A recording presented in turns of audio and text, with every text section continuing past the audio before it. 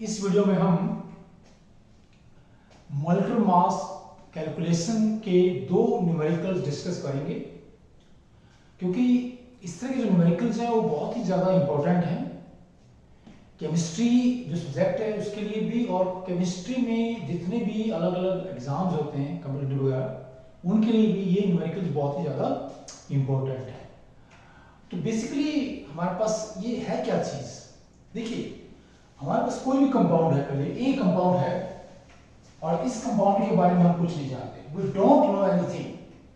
फिर इस कंपाउंड की हर चीज पता करके ये बताना कि ये कंपाउंड किन किन एलिमेंट्स से बना है, कौन कौन से एलिमेंट्स, ठीक है एलिमेंट्स, ठीक है, इन एलिमेंट्स का नंबर क्या है, संख्या क्या है, फिर इसका क्या निकालेंगे, इंपिरिकल फार्मूला निकालेंगे, राइट, और इंपिरिकल फार्मूला क्या निकालेंगे, इंपिरिकल फार्मूला मास निकालेंगे, राइट, फिर इसका क्या निकालेंगे, मॉलिक्यूलर मास निकालेंगे, मॉलिक्यूलर मास निकालेंगे, और मॉलिक्यूलर मास और इंपिरिकल फार्मूला मास की मदद से क्या एक नंबर निकालेंगे, एंड फिर कुछ कैलकुलेशंस करेंगे जिससे क्या निकलेगा हमारे पास इंपिरिकल फार्मूला, और इंपिरिकल फार्मूला से हम मॉलिक्यूलर फार्मूला निकालेंगे।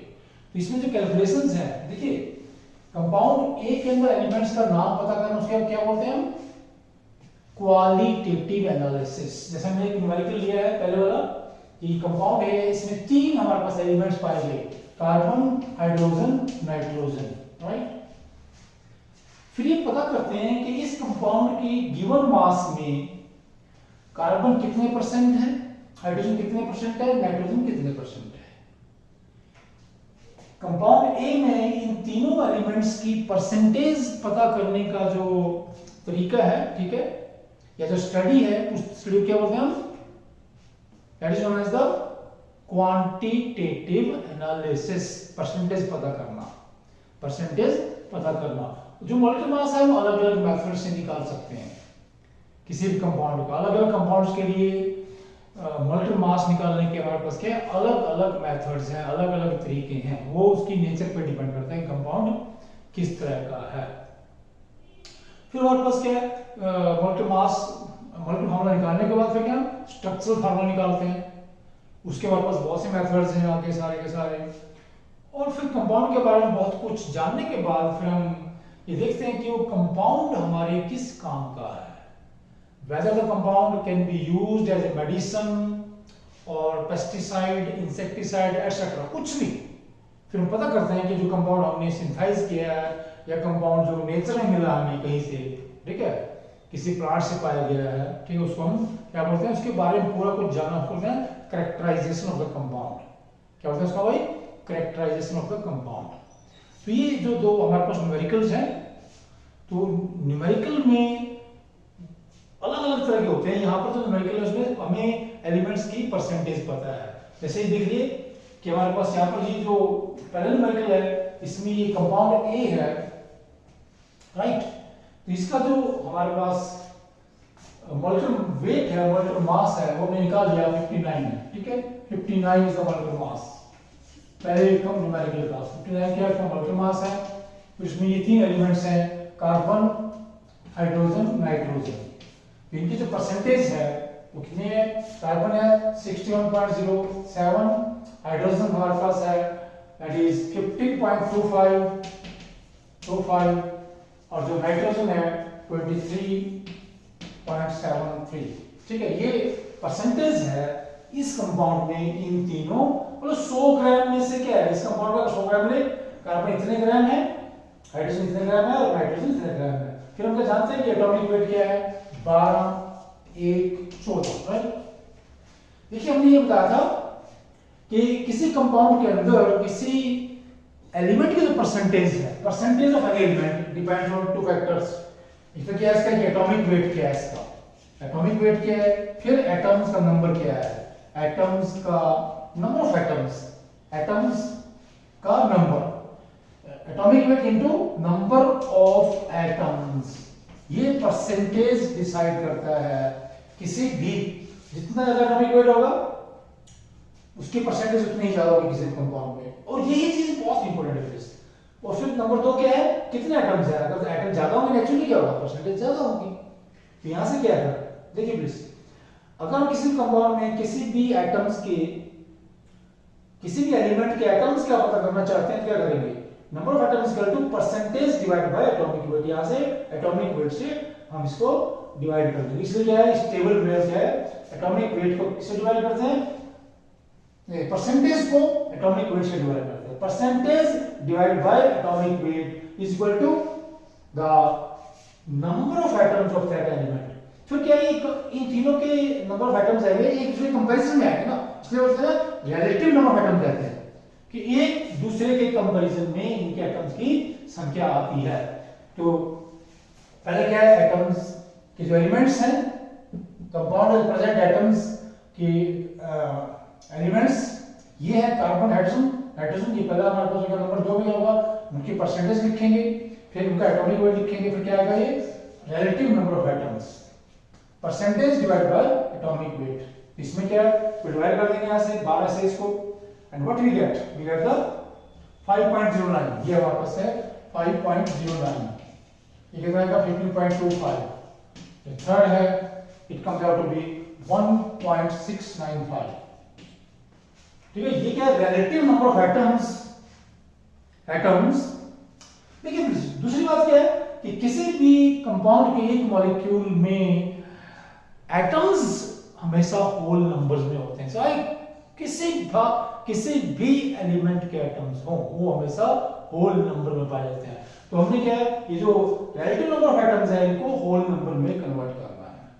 तो पहले क्या लेंगे, इसे सबसे जो छोटा नंबर है इनमें से उससे सभी को डिवाइड करेंगे। ठीक है, सो 1.695 से सभी को तीनों को डिवाइड कर देंगे। तो हमें यहाँ पर क्या मिलेगा, यहाँ पर मिलेगा 1, यहाँ मिलेगा 9 और यहाँ मिलेगा 3। ठीक है, 3। तो क्या मिलेगा हमें, this is the relative number of atoms. अब ये होल नंबर आ गया प्लीज, और यहीं पर काम खत्म हो गया है। तो यहाँ पर जैसे होल नंबर आएगा तो नेक्स्ट स्टेप में हम नहीं जाएंगे, नेक्स्ट स्टेप में भी नहीं जाना, क्योंकि हमारे पास जो देखिए ये कितने स्टेप है कि पहला हमने क्या लिखा, परसेंटेज, एटॉमिक वेट, दूसरा स्टेप फिर क्या है, निकाल लिया उसको रिलेटिव नंबर ऑफ एटम्स, फिर क्या the ratio between the different atoms, and the ratio में फ्रैक्शनल, यहाँ पर फ्रैक्शनल नहीं है प्लीज, ये होल नंबर है। फिर होल नंबर करेंगे नेक्स्ट स्टेप में, अगर यहीं पे होल नंबर आ गया तो आगे स्टेप जाने की जरूरत नहीं है। फिर क्या हमने क्या लिखना है, इसका इंपेरिकल फार्मूला लिखना है, ये जो कंपाउंड हमारे पास है। So let's write the empirical formula. तो इंपेरिकल फार्मूला लिखने के लिए बहुत सिंपल सी बात है, ये देखिए प्लीज, जितने भी हमारे पास ये एटम्स हैं अलग अलग एलिमेंट्स के, कार्बन, हाइड्रोजन कितना है, देखो वहां से कार्बन 3 है, राइट, H9, और नाइट्रोजन हमारे पास एक ही है, तो ये क्या बन गया, इसका इंपेरिकल फार्मूला बन जाता है। अब इसमें जो एटम्स है सारे, इनका एटॉमिक वेट जोड़ देंगे। ठीक है, इसे हम जोड़ेंगे यहाँ पर 36 प्लस 9 प्लस 40, राइट। तो हमारे पास कितना आ जाएगा, देख लीजिए please, okay, so it is 15 19 4 5 59। तो इंपेरिकल फार्मूला मास में हमारे पास क्या है, 59 है। फिर एक नंबर निकालते हैं n, किसलिए निकालते हैं, देखिए प्लीज, n एक नंबर है, तो कैसे निकालेंगे, और वो नंबर क्या है, n is equal to a number molecular weight divided by empirical formula weight और empirical formula mass। यहां पर दोनों बराबर हैं, ठीक है, तो n की वैल्यू आ जाएगी 1। ठीक है, तो ये हमारे पास क्या है, empirical फार्मूला है। तो हमारे पास एक रिलेशनशिप है, क्या रिलेशनशिप है, देखिए जरा, इस molecular formula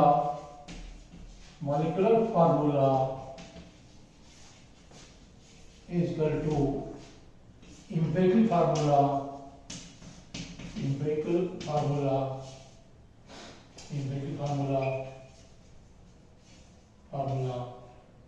यहां से n से यहां पे गुणा कर सकते हैं, या यहां पे लिख दीजिए प्लीज, आपकी मर्जी है।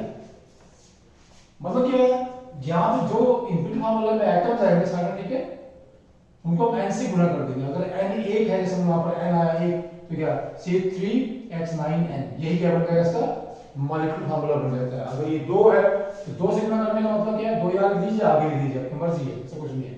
इस जगह 6 18 2 ऐसे, ठीक है। तो वो n की वैल्यू हम निकाल लेते हैं। n एक नंबर है, इसकी वैल्यू कितनी आती है 1 2 3 4, वो अलग अलग न्यूमेरिकल्स में अलग अलग आती है।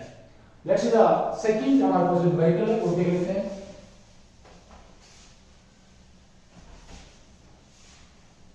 तो हमारे पास एक हाइड्रोकार्बन है, दूसरे में हाइड्रोकार्बन है कंपाउंड, तो उसको पता करता है कि हमारे पास हाइड्रोकार्बन है और उसमें कार्बन क्या है, कार्बन 94.4% है, ठीक है।